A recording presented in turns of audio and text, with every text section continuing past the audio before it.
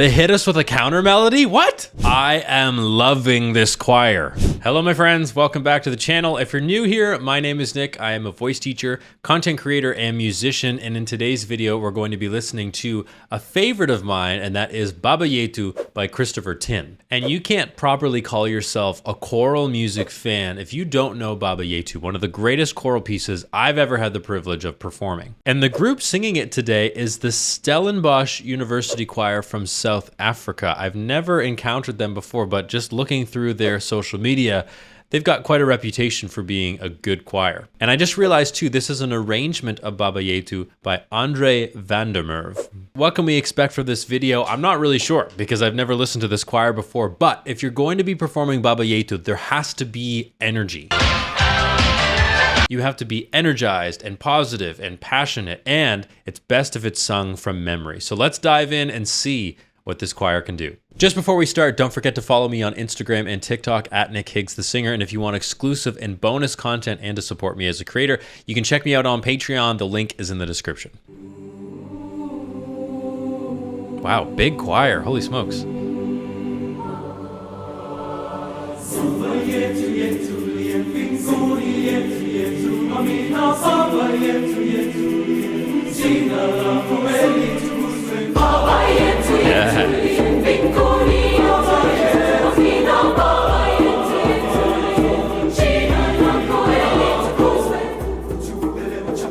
Yes, yes.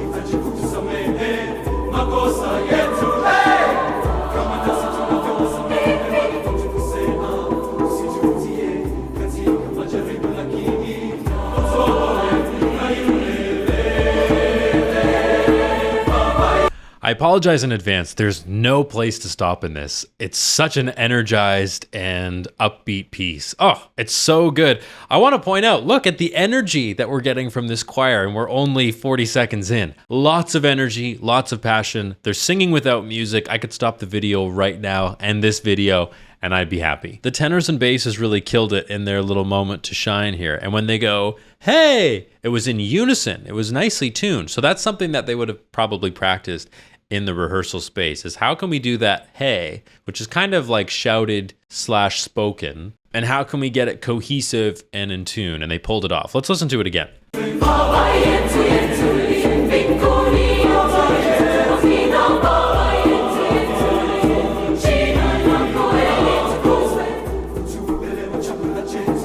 Yeah.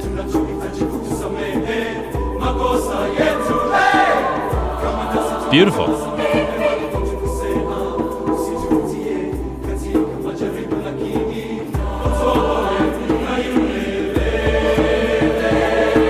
So they would have rehearsed that a lot, I think, to get the right emphasis of the words, to get the inflection, to get everybody doing the exact same thing so it sounds like one cohesive voice. If you haven't sung in a choir before and you're wondering what choir rehearsal is like, it's doing those kinds of things on repeat until you can get it right. In the choirs that I'm involved in, and I'm sure this is the same, you don't actually spend a lot of time learning notes. You kind of have to do that on your own at home, and then when you get to rehearsal, you work on these details. Here we go.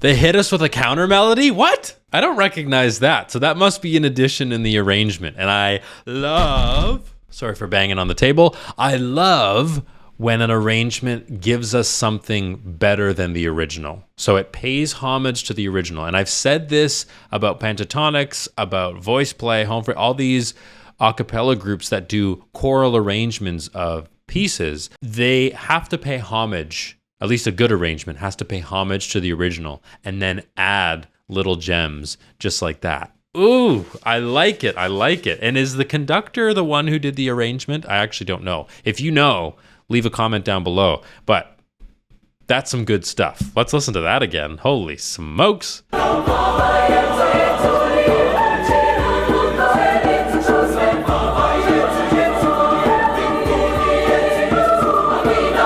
Yes. Killing it.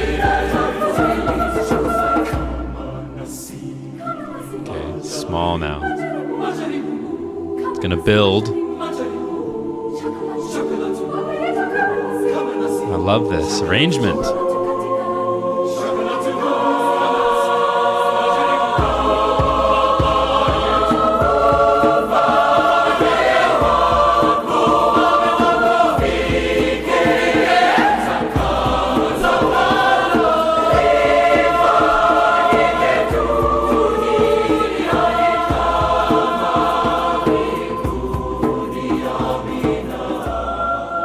I'm going to stop it right there.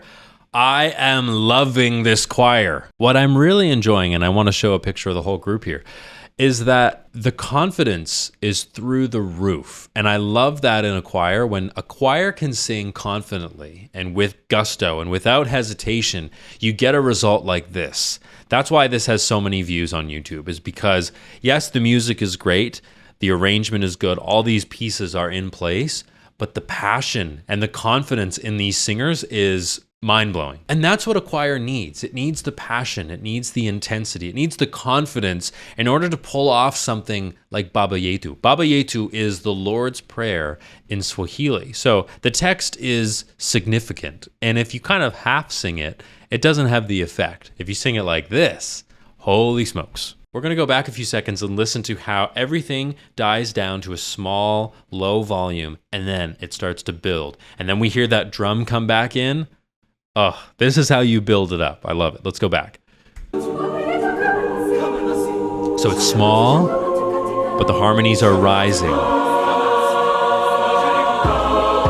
Here's the drum. Yeah.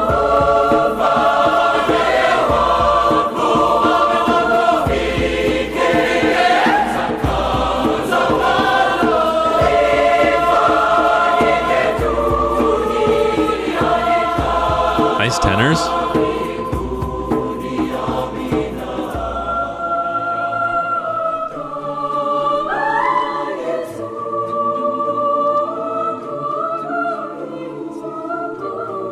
Oh, I love that. Pausing right there so we can appreciate these sopranos and the counter melody that they were given in this arrangement. It sounds to me like a two-note phrasing, da-da, dee-da-da, which gives us some rhythmic contrast as well. We've got the drum giving us the beat, we've got good choral sounds, but the counter melody, not only is it a different melody, but the rhythm is slightly different too. So we're getting two contrasting elements here that really helps to bring it out. And the sopranos are doing it nicely in tune, they're bringing it out, love it.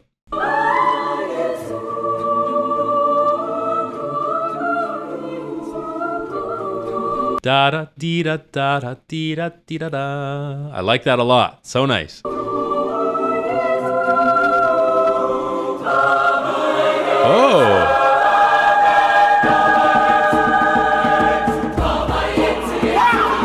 Yes.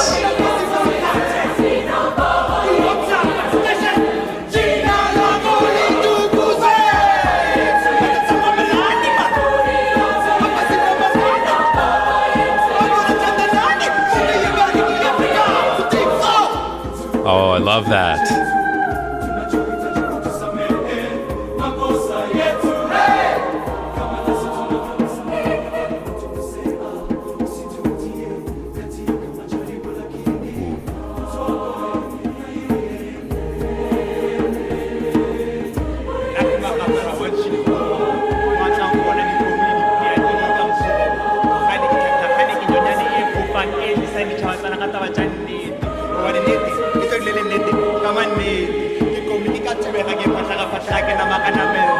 Baba Yetu, our Father, who art in heaven. Beautiful.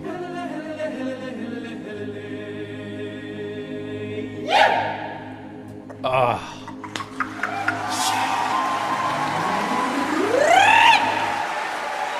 Oh. That was a really nice touch. I enjoyed that a lot. So we had a spoken element added in this arrangement, and that's what I'm talking about. That's what makes a good arrangement, is you add something different, something maybe unexpected to a piece of music. It's going to be better. It doesn't take away from the original, it doesn't distract us, it doesn't subtract from the original, it only adds. And I love the fact that when these two guys walked up front, they had their arms coming down like this, and the choir The dynamic level matched what their arm was doing. And then at the very end, he gave them the cutoff. How cool is that?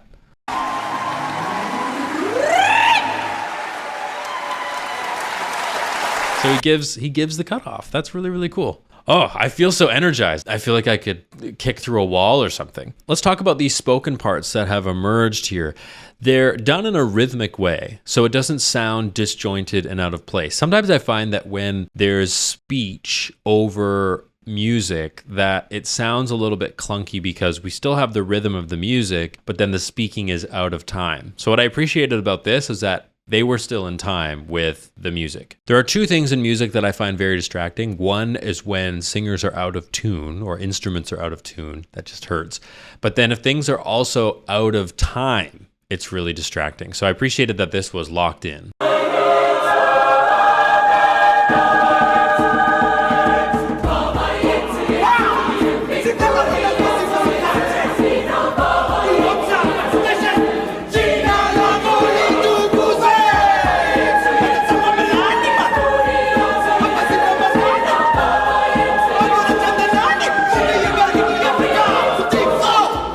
Love it. Love it. And did you notice too that the sopranos had sort of a descant happening over top? So we had two new speakers happening. So there's more text happening. So what they did in this arrangement was they took the sopranos out of that, at least the soprano ones. I don't know if it's the full section. And to have that kind of ooh-ah descant over top, so we can then bring out the text even more. Choral music is all about balance. And if we don't have balance, things are disjointed. We hear too much of one section and not enough of another. And what I like in this arrangement is that they brought these two speakers forward, but we took away some sopranos singing text so it didn't get muddied and everything stayed nice and balanced. Some of these details may seem insignificant, but when it comes to good choral arrangement, these are the kinds of details we need to look for.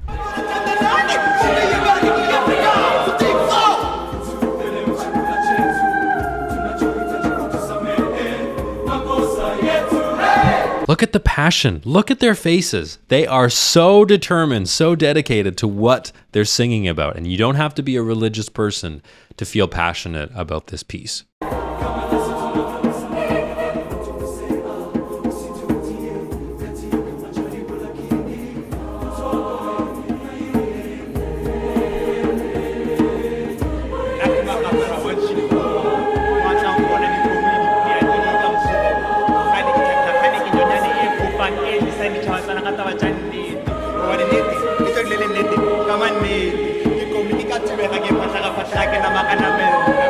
Yetu, our Father who art in heaven.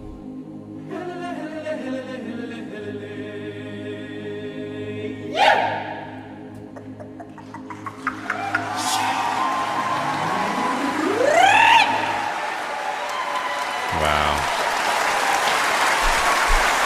Again, that's such an energized performance, and everybody gave it their all. And that's why it's so good. And that's why it has so many views. So my big takeaway with this, and it's a great reminder, is that music can be beautifully written. It can be well orchestrated, well arranged. All the pieces could line up. But if it lacks energy and if it lacks commitment and passion, then it's going to fall flat. And when the audience leaves that space, they don't walk away saying, oh, well, it was so well orchestrated, or the arrangement was really nice. They might acknowledge that or appreciate that. But what the biggest takeaway is they'll go, holy crap, the passion in those voices was incredible. And when you have a large group like that, that's giving 110%, something magical is going to happen, and something magical did happen. And that, my friends, is the beauty of choral music. I hope you enjoyed this video breakdown. I certainly enjoyed listening to this. If you have any questions, comments, or concerns, leave them in the comment section below. Also, if you have other suggestions for me, what should I react to? Do you want to hear more choral music, a cappella groups, solos, whatever you want, put that in the comment section and I'll be sure to get to it. Also, if you want bonus and exclusive content, don't forget to check out my Patreon. The link is on the screen right now. It's also in the description below. That's it for today's video. Love you very much, and I'll see you in the next video.